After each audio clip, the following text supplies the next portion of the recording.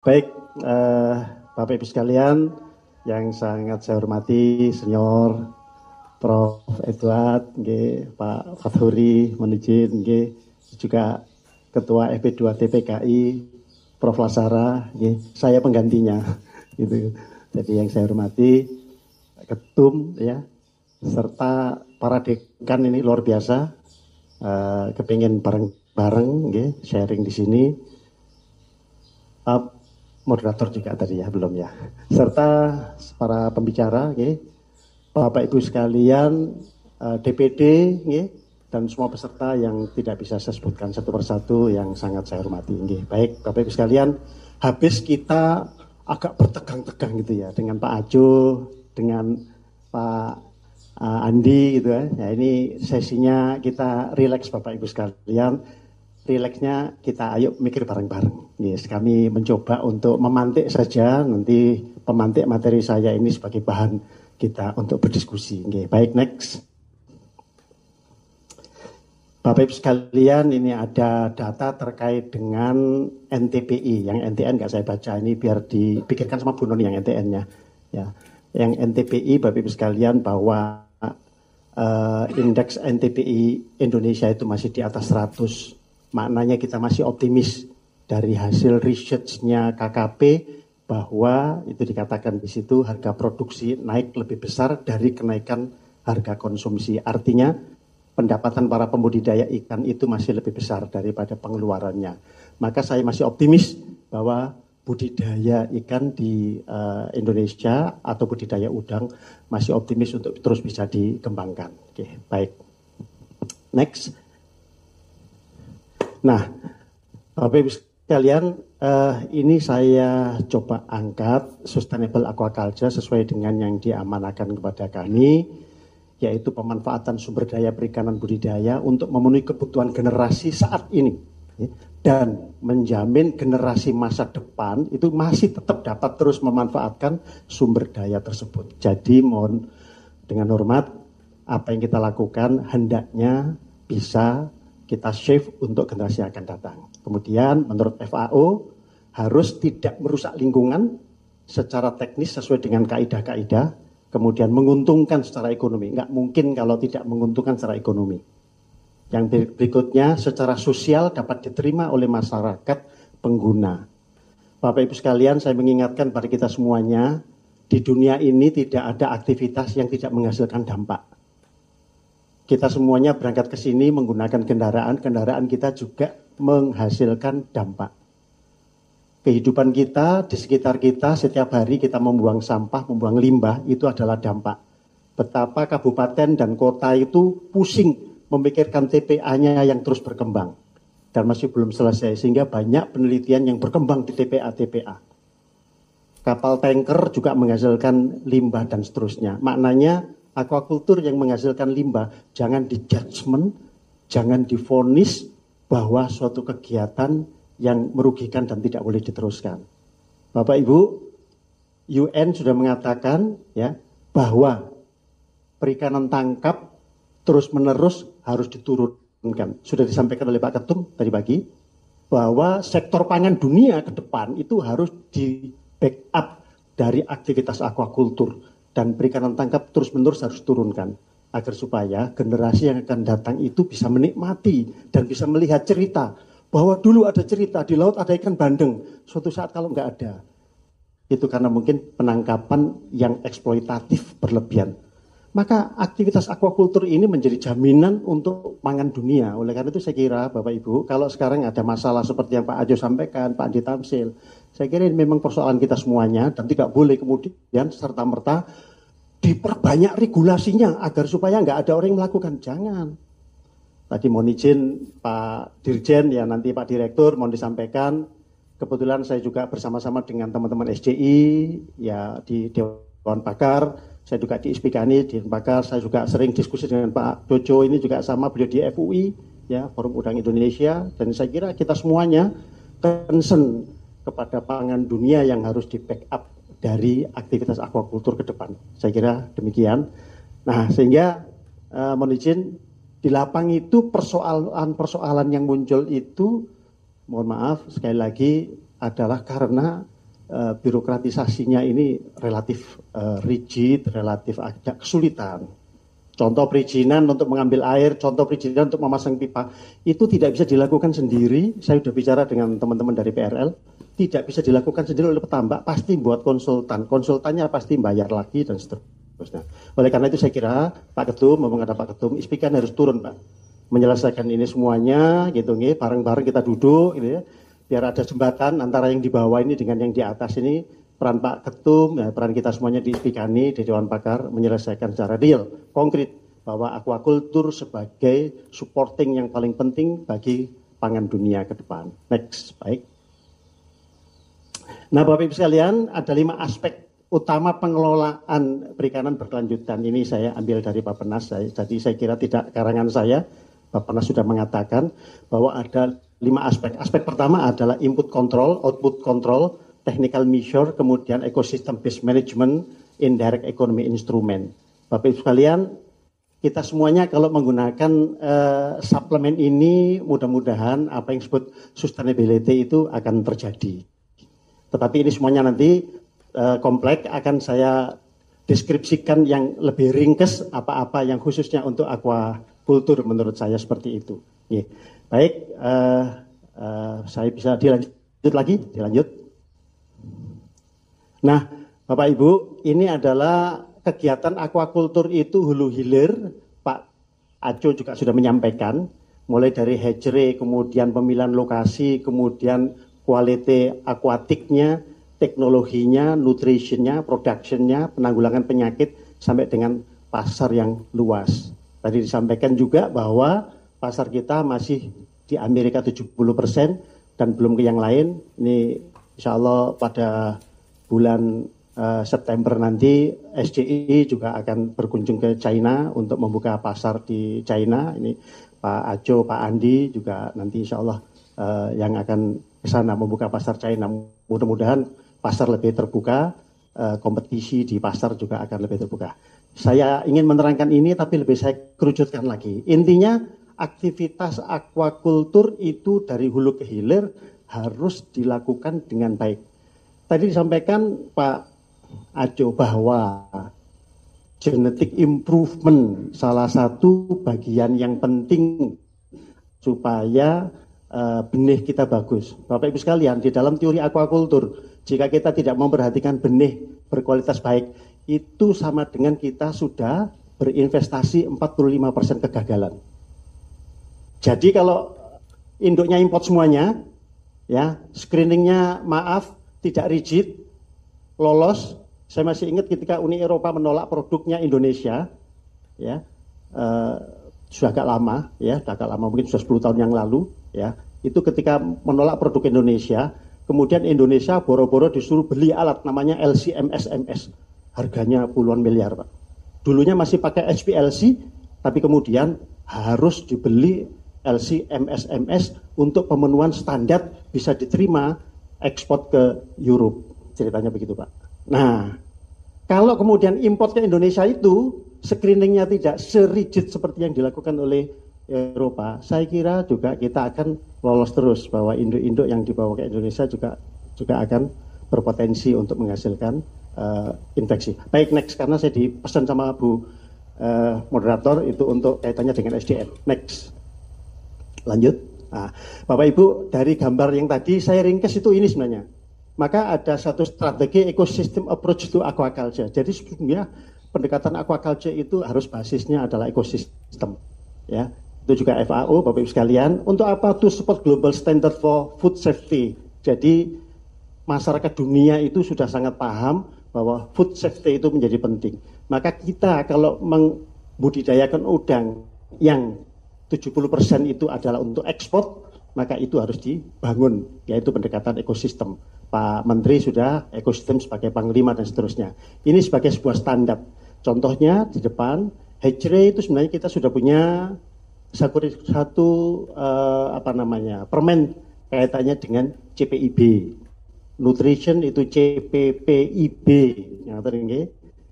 Kemudian teknologi untuk aquaculture, untuk production itu sudah ada JPIB, ya. Kemudian di aquatic quality itu ada juga IPAP dan IPAL.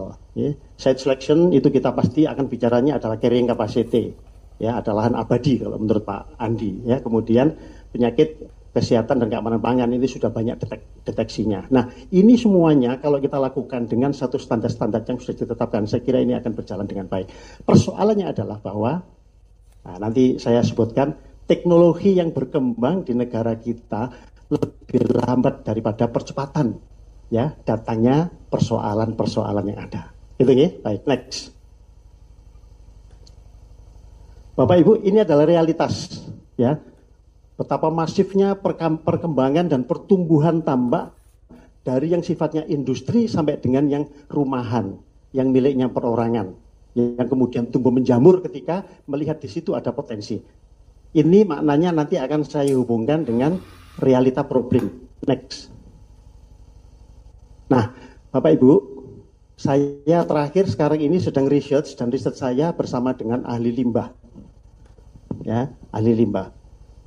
Ternyata diidentifikasi bahwa kebetulan beliau mengelola limbah industri, limbah rumah tangga, dan saya ajak masuk ke limbah tambak. Beliau mengatakan begini, Pak Maftuh, ternyata limbah tambak itu lebih sederhana dibandingkan dengan limbah rumah tangga.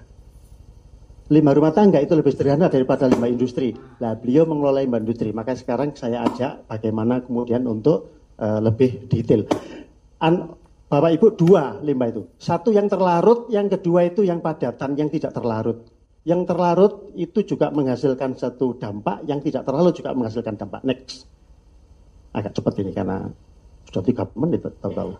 Ini kalau dosen tuh ya begini ngomongnya, tahu-tahu waktunya habis itu.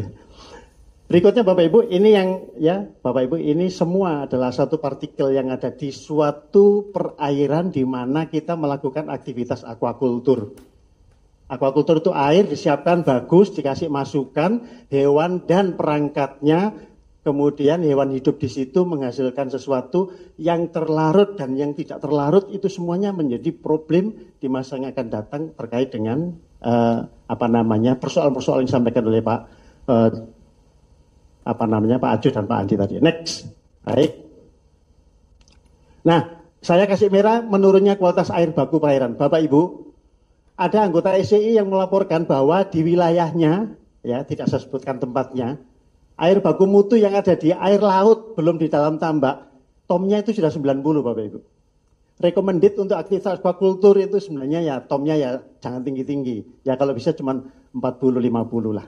Tapi itu di luar saja sudah 90. Persoalannya ini yang akan menentukan diversifikasi teknologi berbeda di tempatnya Pak Ajo dengan di tempat saya di Jawa Timur. Nah, next. Nah, ini juga closely secara singkat saja, ini semuanya limbah, ini begitu. Dampak limbah berlebihan menghasilkan banyak hal. Next. Waktunya terus berlari. Ini juga sumber limbah, saya kira terus saja. Lanjut. Bapak Ibu, ini ada penelitian bagus. Ini sebenarnya cukup lama penelitian ini dari Profesor Lim dari AIT University di Bangkok. Beliau mengatakan bahwa setiap kita panen 1 ton udang itu akan menghasilkan limbah tergantung dari feed conversion ratio-nya. Kalau saat ini rata-rata saya anggap saja FCR-nya adalah 1, maka limbah organik yang dihasilkan setiap 1 ton panen itu 500 kg, nitrogennya 26 dan fosfornya 13. Ini yang 2 terlarut, yang organic matter itu endapan. Nah, mari kita hitung, Pak Aco tadi sudah mengatakan, hitung-hitungannya di Indonesia itu sekarang baru 1,2 ton. Ya. 1,2 juta. 1,2 juta ton kita kalikan dengan ini, maka di perairan umum, Bapak Ibu sekalian bisa kira-kira estimasi ada berapa juta ton juga ya limbah yang diproduksi setiap tahunnya. Next, lanjut. Nah, warnanya hitam tadi. Nah, ini Bapak Ibu sekalian, ini yang saya katakan tambak inshore open sea.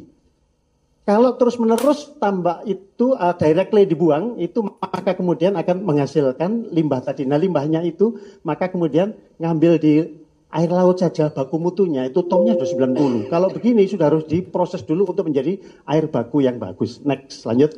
Nah, yang saya ingin bicarakan Ini saya kira lingkungan inang patogen akan berkembang dan akan bagus ketika sumber baku tadi sebelum digunakan untuk aktivitas aquaculture harus diproses dulu.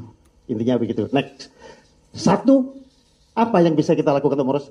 Jawabannya tidak ada lain kecuali teknologi, Bapak Ibu sekalian. Nah ini, Bapak Ibu, yang paling kanan saja, dari saya sebelah kanan. Itu benih nutrisi teknologi aquatic quality site selection disease SDM.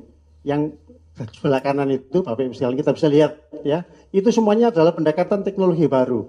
Seleksi breeding, genetic improvement, SPF, SPR, dan seterusnya sampai ke bawah, itu adalah teknologi yang kita gunakan ke depan untuk diskusi terus-menerus dan bahkan diimplementasikan untuk menyelesaikan berbagai macam persoalan yang ada tadi. Ini hipotesis saya seperti itu. Next, Bapak Ibu. Saya kira itu tadi, next lagi. Next. Ini juga next. Nah ini Bapak Ibu. Saya punya hipotesis. Bapak Ibu sekalian terkait dengan pemenuhan target ya produksi dikaitkan dengan cita-citanya KKPRI itu untuk 2 juta ton. Gitu nih Pak. 2 juta ton per tahun. Ini baru saya hitung 1 juta. Bapak Ibu sekalian, kalau kita memproduksi 1 juta ton per tahun itu sudah saya hitung, itu dapatkah kita menyiapkan 20.000 orang teknisi tambak budidaya super intensif yang memiliki kemampuan dan pengalaman yang terstandar. Bapak Ibu, dalam ilmu pengetahuan di kampus itu ada 3. Yang pertama itu adalah science, yang kedua itu knowledge, yang ketiga adalah skill.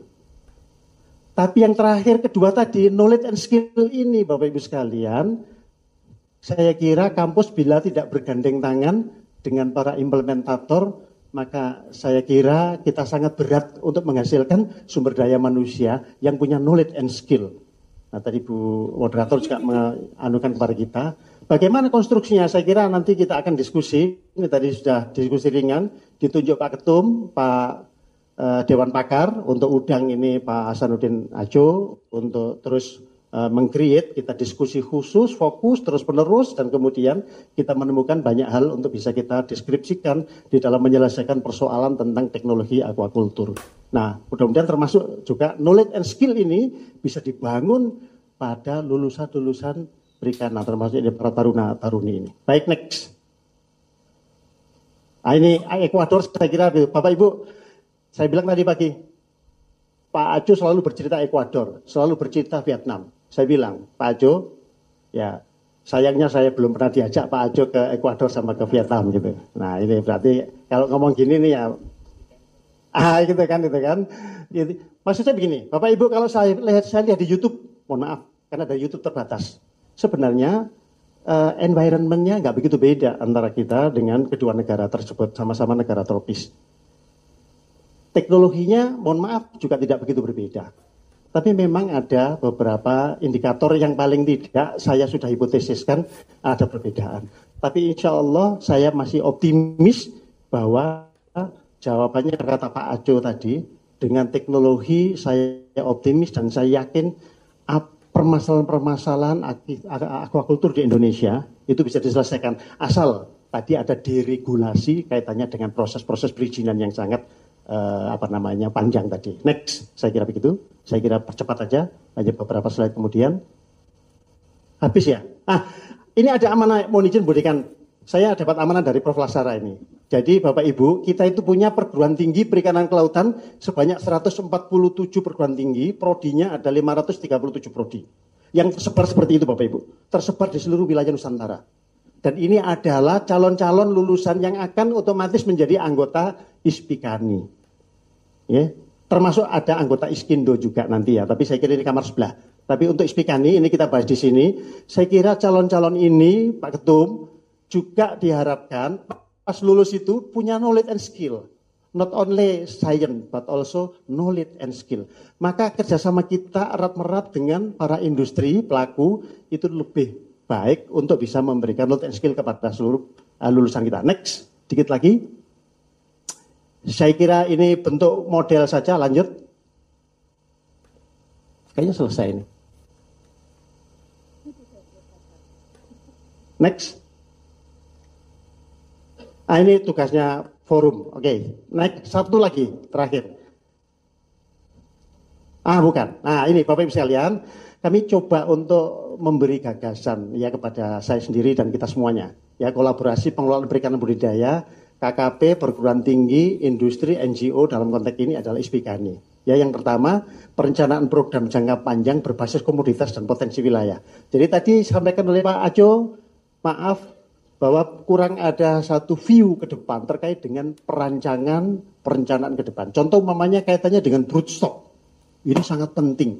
Jadi saya kira kita juga sudah akan rancang ke sana. Teknologi untuk produksi seperti apa? Dengan variabilitas di tempat-tempat yang kemudian sudah banyak pencemaran dan yang masih belum. Jadi artinya Pak Ajo ini sukses di Sulawesi. Mohon maaf, bukan saya meremehkan beliau. Beliau itu guru saya. Beliau banyak istilahnya. Super intensif itu yang paling terkenal dengan Pak Hasanuddin Ajo. Bisa 1.000 ekor per meter persegi. Kemarin ketemu saya untuk di nursery-nya 10.000 ekor per meter persegi. Ini sangat luar biasa selama 1 bulan. Beliau juga terkenal dengan septic tank ditambak. Nah, kan itu kan. Tambak dikasih septic tank. Kan itu kan. Logikanya sangat betul. Sudah saya pikirkan, saya juga kasih apresiasi. Betul Pak. Saya akan teruskan statement panjenengan ini untuk dalam riset-riset saya. Dan seterusnya. Nah, ada banyak hal, Bapak Ibu. Yang kedua, pengurangan untuk program percontohan yang tidak berbasis iptek. Maaf, Bapak Ibu, banyak sekali penyuluhan, banyak sekali pengabdian, banyak sekali permodelan yang diberikan kepada masyarakat dan menjadi monumen-monumen di masyarakat.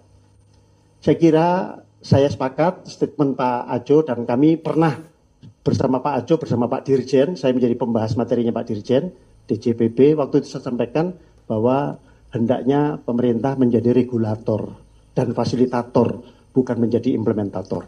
Saya kira ini satu statement dan ini paling penting. Kolaborasi riset dan pengembangan budidaya yang dilakukan oleh perguruan tinggi, KL riset sudah tidak ada lagi. Pak Dirjen mengatakan tadi dengan swasta. Maaf, setelah BRIN, semua researcher, semua prekayasa yang ada di kementerian dan lembaga ditarik. Dan kemudian lembaga penelitian punyanya DJPB tersebar di Indonesia, semuanya mangkrak dan rusak. Salah satu di antaranya yang biasa kami tempati dan kami mendapatkan gelar dari sana, itu adalah BPBAP dan Gondol. Maaf, alatnya puluhan miliar rusak semuanya. Mudah-mudahan 20 Oktober ada perubahan. Amin. Ya. Oke. Dan keempat, pengembangan terkait dengan regulating dan scaling up saya kira. Terima kasih Bu Dekan, mohon maaf sekali lagi Bu Moderator. Assalamualaikum warahmatullahi wabarakatuh. Baik. Sebenarnya di online ini juga banyak pertanyaan-pertanyaan gitu ya. Tadi saya tanya ke teman-teman, saya minta yang teman-teman online untuk mencantumkan nomor kontaknya.